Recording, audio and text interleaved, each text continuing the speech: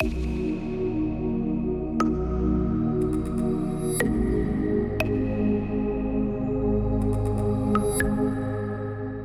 think care providers have a lot of opportunity to improve the situation they find themselves in with recruitment, particularly when you look at the application process and you look at where candidates are being targeted. So I think what's happened with care providers is they've spent a long time over relying on internet job boards and sources of active candidates. So these are people looking for a job, and they're easy to find, people looking for a job by other employers, and so you're all automatically in competition with others to try and find care staff that way. And internet job boards and job centres, and to a lesser extent local papers, the sort of places you find them, you over rely on these sort of clusters of candidates that are being targeted by others is a problem. I think if you look at the majority of applicants, then we're too slow to respond. I think within 24 hours response is simply not good enough anymore.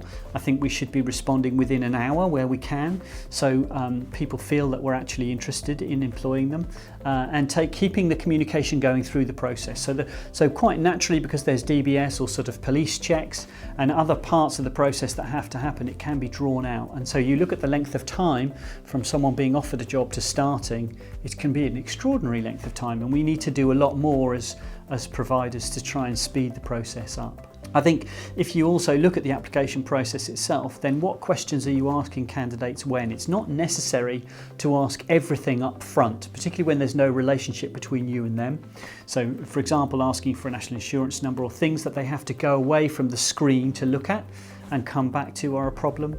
I think many more candidates want to apply on a mobile phone, so how does your application process manage in that sort of circumstance? So many tips and tricks, I think, and I think it's an opportunity because we've sort of sat still too long.